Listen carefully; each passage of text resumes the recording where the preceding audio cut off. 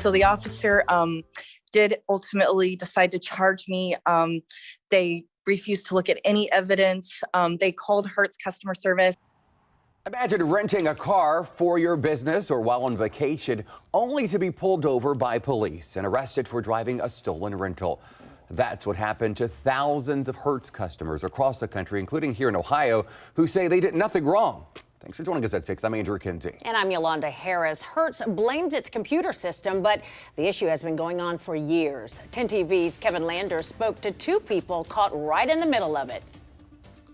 I was falsely charged. Hertz customer Elizabeth Letourneau was driving east on Interstate 76 near the Ohio-Pennsylvania border when she saw flashing lights behind her. I was returning the vehicle and I got pulled over by the Ohio State Patrol. So I had the rental agreement. I had a copy of it in my phone. It didn't matter. She was arrested and her car was towed.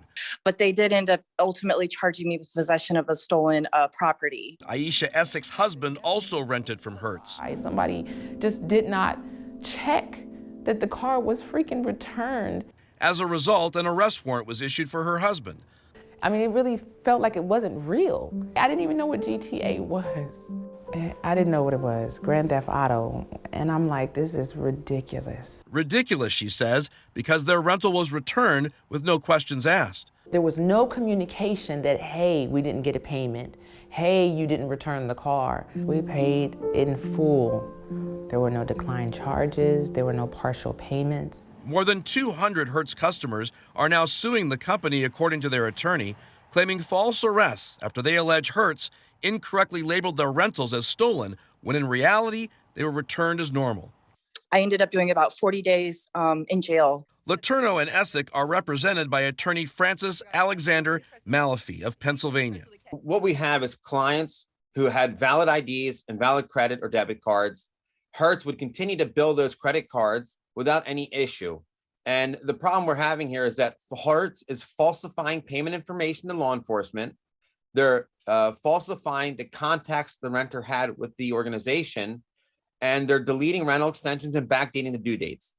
Hertz had claimed that the vast majority of these cases involved renters who were weeks or months overdue for returning their vehicles or had stopped communicating with the company well beyond the due date. Hertz's new CEO recently said it's not acceptable to Hertz to have any customer caught up in what's happened regarding the false arrests. We will do right where our customers have been negatively affected, and we're working to resolve that very quickly. I'll believe it when I see it. Actions speak louder than words. It's one thing to say something, it's another thing to do it. As for Elizabeth Letourneau, whose charges were later dropped, she says she won't be renting from Hertz in the future. You know, the trust factor is gone. Kevin Landers, 10 TV News. Well, 2 U.S. senators have asked the Federal Trade Commission to open an investigation into Hertz. Hertz has until the 14th of this month to respond. Now, Consumer 10 is looking into what you should do to protect yourself. First, whenever you pick up, extend, or return a rental car, get your contract on paper and by email. Take photos of the paper contract as a backup, then keep everything. Then, when you return a rental car, do not leave until you have something from the agency that clearly states what car you returned, where, and when.